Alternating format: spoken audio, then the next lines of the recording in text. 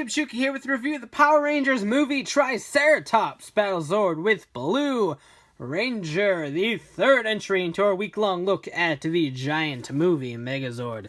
Collect to build the colossal Megazord. Right here, it makes the other leg for the Megazord, the Blue Ranger right here.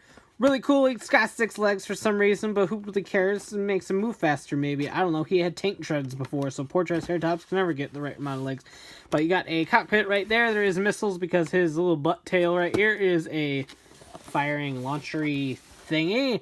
Ranger cockpit firing missiles. Megazord right there. This was $19.99 at my local Target, fresh out of the case. So without further ado, let's go ahead and get this open and take a look.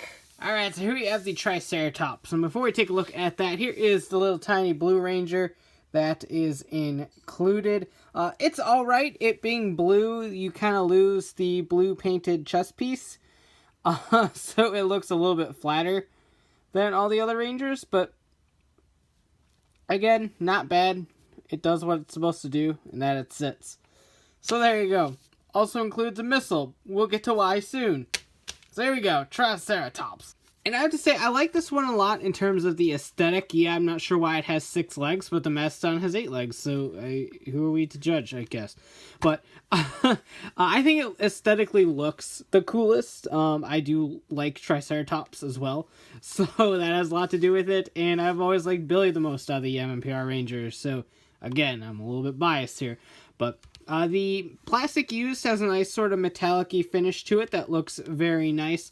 Obviously, this would look a ton better with fully painted legs and spots and all that fun stuff. Otherwise, it does come across as just a big old plastic brick, and ideally, that's what it is. And I don't really want to use the word ideally. I don't know why I said that instead of something like unfortunately. But yeah, it virtually does nothing except stand here. The back legs move a bit because of the fact that it's a swivel. You can open up this little cockpit area. Take Billy and plop Billy inside. Get in there, Billy. Get in there. More phenomenal. So there you go. You can do that. The missile part is actually his tail. So you go ahead and plug the missile in right there. Stick your finger into the tail. And it's just a simple friction push. Like there's no button or anything like that. It's just a simple. It fires decently for being just a simple push launch. But yeah, that is it.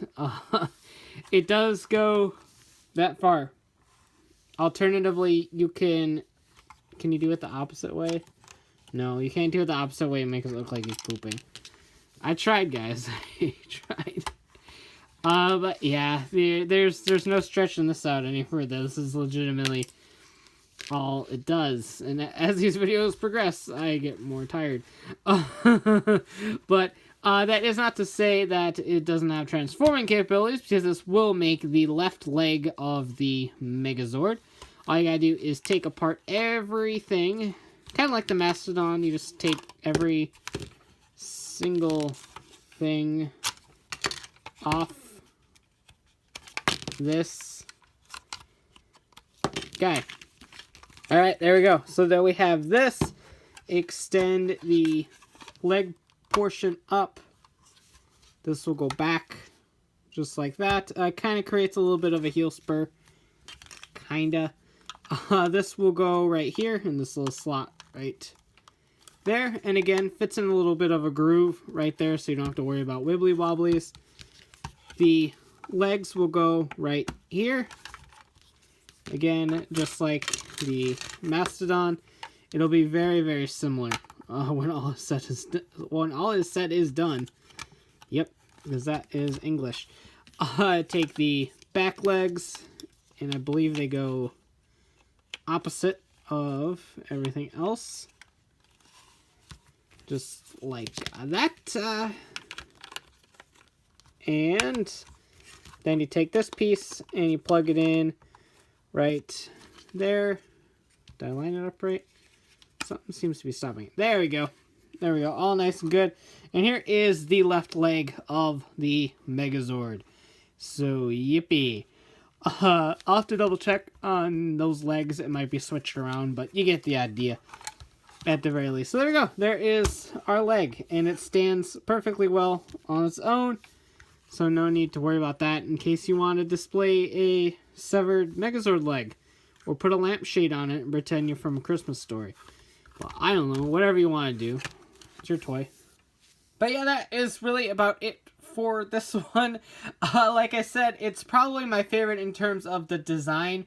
Yeah, the 6 legs is really weird, but I really like the head sculpt on it. It's a nice blend of alien and futuristic, but still being recognizable a little bit as a Triceratops. I feel like it doesn't have a prominent front horn, which is kind of strange. It's like its horn is just straight. It's like a pointy nose instead, but that is definitely what it is. Again, as a piece of a much larger, honestly really cool puzzle, I like it in that regard. Individually, as a toy, it is a lot of a bummer. All it does is fire a missile out of its tail, and that is legitimately it.